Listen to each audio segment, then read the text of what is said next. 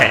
ये बाबा बोलेंगे और ना तो ये पखंडी और झुट्टा बाबा है, ये झुट्टा है और ये उसका रहा है हिंदुस्तान में हिंदी मुसलमान के अंदर एकता को तोड़ने का काम कर रहा है और इंशाअल्लाह हम जोड़ने का काम कर रहे हैं। সেই দিনে প্রয়াগরাজে ভিড়ের ঝোঁক, মুসলমান বস্তিতে গেছে, মুসলমানরা নিজেদের ঘর খুলে দিয়েছে, বাথরুম খুলে দিয়েছে, মসজিদ খুলে দিয়েছে, মাদ্রাসা খুলে দিয়েছে, রান্না করে খাবার দিয়েছে। अभी हमारे देश के कुत्ता मीडिया सब सो चुका है, एक को भी नहीं मिल रहा है। रूबिका लियाकत कहां घुस गई तू? अंजना अनकशफ किधर चली गई? तो क्या हनीमून में चली गई क्या? अगर हनीमून में नहीं गई तो एक मर्तबा आंकड़ा दिखाओ कितना लोग मर गए। और मुसलमान ने खाना खिलाया, अपने घर में पनाह दिया, अपने मस्जिद में पनाह दिया। ये है इस्लाम। और समझ लो हिंदुस्तान के गोबर भक्तों, मूतखोरों, तुम कितने भी कोशिश कर लो, हिंदुस्तान से मुसलमान को भगाना तो दूर, तुम हमारे मस्जिद मदरसा में टच भी नहीं कर सकते। जोरे बोलूं इंशाअल्लाह। ये मदरसा किसका है? हम अपने पैसे से मदरसा चलाते हैं। जोरे बोलूं नारो पैसा देबो, जोरे बोलूं इंशाअल्लाह। ये मदरसा আমাদের পয়সায় চলবে। আপনারা কি মনে করছেন আমি বয়ান শুরু করেছি? করিনি, আমি তো ময়দান তৈরি করছি। আমার বয়ান সবাই নিতে পারেন না, বলছিলেন না বাবাজি আমি যা ইনজেকশন দিয়ে যাব সকালবেলায় ওষুধ লাগাবেন, আমি তো ছিলে দিয়ে চলে যাব, মহলমটা সকালে লাগিয়ে নেবেন। আমি বয়ান এখনো শুরু করিনি, আমি আপনাদেরকে আল্লাহ চিনাচ্ছি।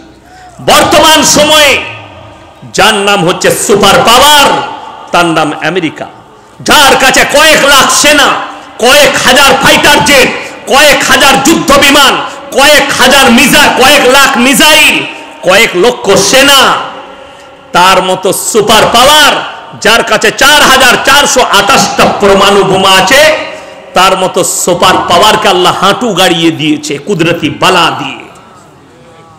আর আপনি কাকে চাইছেন, কাকে দেখছেন? ডোনাল্ড ট্রাম্প ভোটে জিতার পরে বলেছিল এক সপ্তাহের মধ্যে আমি শপথ নেওয়ার পরে গাজা আর ফিলিস্তিনকে আমি জাহান্নাম তৈরি করব। আল্লাহ তার শপথ গ্রহণের আগেই জাহান্নামের নাজারা দেখিয়েছে। 13,00,000 কোটি টাকা সম্পত্তি নষ্ট, পুড়ে ছাই হয়ে গেছে, আগুনটা কেউ ধরেনি, কুদরতি বালা। জোরে বলুন সুবহানাল্লাহ। আল্লাহর পাওয়ার সব থেকে ডেঞ্জার পাওয়ার, ঠিক কিনা পৃথিবীতে? ওই জন্য কোরআনে আছে 5 দিন পরে 75,000 আগুন নেবানো সেনা তারা হাঁটু গেড়ে দিয়ে বললে কুদরতি বালার কাছে আমরা সারেন্ডার করছি, এই আগুন আমাদের আয়ত্তের বাইরে। জোরে বলুন না সুবহানাল্লাহ। এরপরে কে জ্বালাবে? আমার আল্লাহ যদি চায়। আপনি উত্তর দিনাজপুর, দক্ষিণ দিনাজপুরে বাস করছেন, সমুদ্রের দীঘার প্রথম ঝাপটাটা বালুর ঘাটে মেরে গোটা দিনাজপুরকে সমুদ্রের তলায় ঢুকাতে পারে, তার নাম আল্লাহ। আপনাকে এটা বিশ্বাস রাখতে হবে আল্লাহর পাওয়ারে। যদি এটাও বিশ্বাস না হয়, আল্লাহ নবীজিকে বললেন আলাম তারা কাইফা ফাআলা রাব্বুকা বিআসহাবিল ফিল। হে নবী আপনি কি দেখেননি যারা হস্তি বাহিনী নিয়ে আব্রাহা বাদশা বললে কাবা ঘরকে গুড়িয়ে দেওয়া হবে, আমি তাদের কাছে মিসাইল ফেলিনি, তাদের কাছে পাথরের ঝোঁকা দেইনি, তাদের কাছে ঝড় দেইনি, তাইরান আবাবিল, একটা ছোট্ট পাখির দ্বারা পৃথিবীর মানুষকে শিক্ষা দিয়েছি, তোমরা খালি আসমান থেকে মুখে করে পাথর নিক্ষেপ করো। আল্লাহ তার এতটা রেঞ্জ তৈরি করেছে, হস্তি বাহিনী কাবা ঘরে পৌঁছানোর আগে জমিনে ধসিয়ে দিয়েছে। জোরে বলুন সুবহানাল্লাহ। শুধুমাত্র পাখির দ্বারা, তার নাম আল্লাহ। আল্লাহর পাওয়ারের কাছে পৃথিবীর কোনো পাওয়ার নেই। কেউ নেতা হন, মন্ত্রী হন, কেউ যদি বলেন আমার কাছে জেড প্লাস ক্যাটাগরির বডিগার্ড আছে, প্রধানমন্ত্রীজি জেড ক্যাটাগরির প্লাস জেড প্লাস বডিগার্ড, 3টে লেয়ার আছে বডিগার্ডের। আমাদের দেশের প্রধানমন্ত্রীর কাছে 3টে লেয়ার। প্রথম লেয়ার তার পার্সোনাল বডিগার্ড, তাদেরকে কভার করতে গেলে সেনাদের একটা দেশের 18টা করে খুনখার সেনা লাগবে তাদেরকে কভার করতে গেলে। দ্বিতীয় নম্বর আছে ভারতের সব থেকে ডেঞ্জার বাহিনী, যাদের যত স্পিডে গুলি চলে তত স্পিডে তাদের হাত পা চলে, তাদের সঙ্গে কভার করতে গেলে একটা দেশের 40টার উপরে সেনা লাগবে, তবে একটা সেনাকে মারপিট করে কভার করতে পারবে, তারা এত খুনখার। তৃতীয় নম্বরে যারা আছে তাদের সঙ্গে কমপক্ষে 12টা সেনা লাগবে, তবে তার কাছ থেকে মারপিট করে কভার করতে পারবে। 3টে লেয়ার দিয়ে আছে। এর থেকেও দামি সুরক্ষা সেটা হচ্ছে আমেরিকার প্রেসিডেন্টের গাড়ি, যে গাড়িটা পরমাণু শক্তিকেও ক্ষমতাকেও ধরবার ক্ষমতা রাখে। মিসাইল মারলে যাবে না, তার কাছে AK-47 থেকে 0 পয়েন্ট থেকে গুলি করলেও ভেদ করতে পারবে না। এমন গাড়িতে সেই গাড়ি দাঁড়িয়ে মিনিমাম 3 ঘন্টা যুদ্ধ করতে পারবে, শুধু ড্রাইভার তার সুইচের মাধ্যম দিয়ে। মিসাইল কয়েকটা মিসাইল আছে যে সামনের সব কিছুকে ভেদ করবে। গোটা গাড়ির চারিদিক দিয়ে বন্দুক লল বের হয়ে অনর্গল 3 ঘন্টা গুলি ছুটতে পারবে। এত সব কন্ডিশন থাকার পরেও আল্লাহর কসম খেয়ে আমি বলে যাচ্ছি দুর্বল। যদি বলেন কোথায়, ইমানদারির সঙ্গে বলুন, এত বডিগার্ড থাকার পরেও মালাকুল মউত যদি জান কবজ করতে আসে এগুলো আর কাজে লাগবে? জোরে একবার বলুন না সুবহানাল্লাহ। তাহলে মানুষ দুর্বল, সব কিছু থাকার পরেও মানুষ দুর্বল। একবার সবাই, এটা মাদ্রাসার জলসা, আপনারা দেখতে পাচ্ছেন মাথায় পাগড়ি পরে উলামায়ে দ্বীনরা বসে আছে। আজ থেকে এরা তালিব ইলম নয়, উলামায়ে দ্বীন, আমাদের সমাজের সেবক, স্কলার, ইসলামের। ইমানদারির সঙ্গে হাত তুলে বলুন তো আমরা সবাই কোরআনকে বিশ্বাস করব? সকলে জোরে বলুন ইনশাআল্লাহ। আরে গরুর গোশ খাও না, আওয়াজ কই? আওয়াজটা তো মোদিজির কাছ পর্যন্ত যেতে হবে। জোরে বলুন ইনশাআল্লাহ। হ্যাঁ, এরপরে আওয়াজটা গেছে, গরুর গোশের আওয়াজ আলাদা হবে। কথা বুঝতে পারেন না? হ্যাঁ, এই আরামবাগ ডিবি শফিকুলের আওয়াজ বেরোয় না, যেহেতু গরুর গোশ খায় না, ও মুত খায় আর গোবর খায়, আর আমরা দুধ খাই আল্লাহর রহমতে। কথা বুঝতে পারেন? দুধ খাই। এই আমাকে 2 মাস আগে একটা ছেলে অমুসলিম ভাই প্রশ্ন করেছিল যে হুজুর সাহেব আপনার বয়ান শুনি আলহামদুলিল্লাহ, বলে একটা প্রশ্ন ছিল আমার, অমুসলিমদের ছিল। আমি করো, বলছে আপনারা দুধ খান? আমি বলি অবশ্যই গাই দুধ খাই, মায়ের দুধও খাই। বলে আপনারা গায়ের গোশ খান, গায়ের দুধ খান, তা মায়ের গোশ খান না কেন? আমি দারুণ কথা বলেছো তুমি, উত্তর আমার কাছে নাই, তবে উত্তর আমি দেবো, নিতে পারবে তো? বলে হ্যাঁ। আমি গাল দিবে না, ফোন কেটে পালাবে না? বললে হ্যাঁ। আমি বললাম তুমি গায়ের গোবর খাও তোমরা? বললে হ্যাঁ। মুত খাও? হ্যাঁ। আমরা মায়ের গু মুত খায় না কেন? ও তো তোকে জন্ম দিয়েছে। কথাটা বুঝতে পেরেছে না পারেনি? তখন আমাকে মা বোন তুলে গাল দিচ্ছে। আমি বললাম আমার ইঞ্জেকশন সবাই নিতে পারে না, এমনি আমাকে গাল দেয়।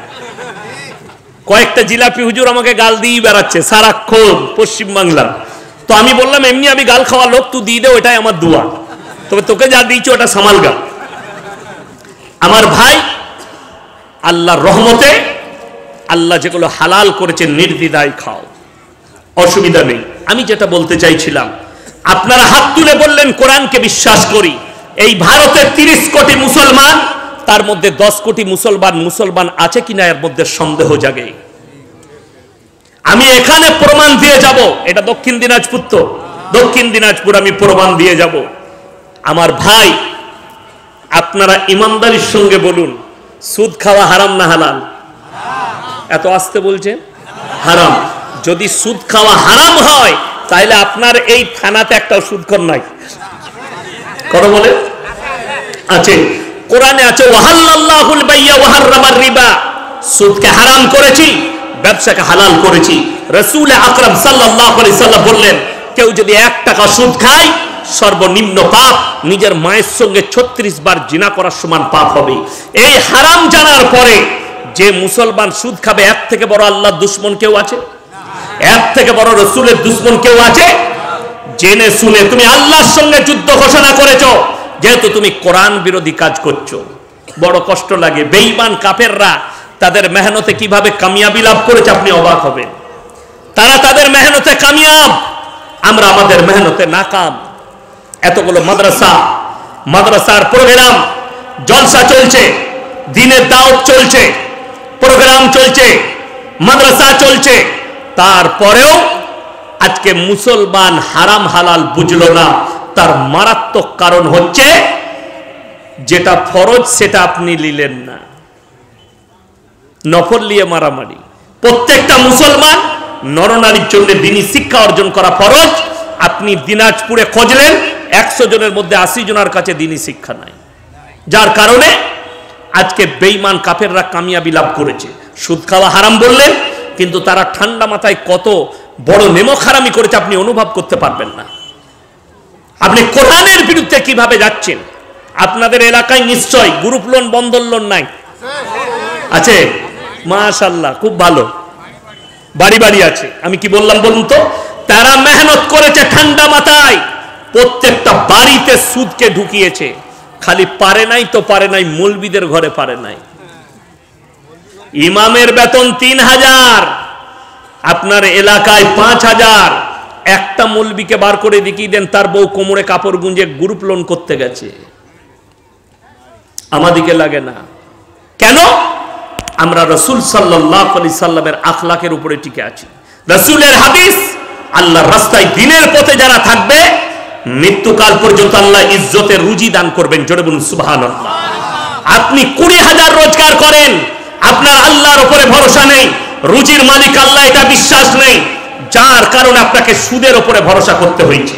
টোটো চালিয়ে হারামখোর 20,000 ইনকাম করছে মাসে, তারপরও বউকে বলেছে যা গ্রুপ লোন আর বন্ধন লোন নিয়ে আই। আমরা বললি তবে মেয়েদের একটা লাভ হয়েছে, গ্রুপ লোনে লাভ হয়নি। 10 জন মিলে গ্রুপ করেছে, তাদের মধ্যে একজন হেড হয়েছে, আর 9টা মেয়ে তাকে ম্যাডাম বলে। আর বড় বিরাট ব্যাপার, এমনি ম্যাডাম হতে পারেনি, সুদ খাওয়ার ম্যাডাম হয়েছে, সুদ খাওয়ার ম্যাডাম, স্কুলের ম্যাডাম হতে পারেনি। নাউজুবিল্লাহ। আমার মায়েরা, বেঈমান কাফেররা মেহনত করেছে, ঢুকিয়ে দিয়েছে। আপনারা বলুন রুজির মালিক কে?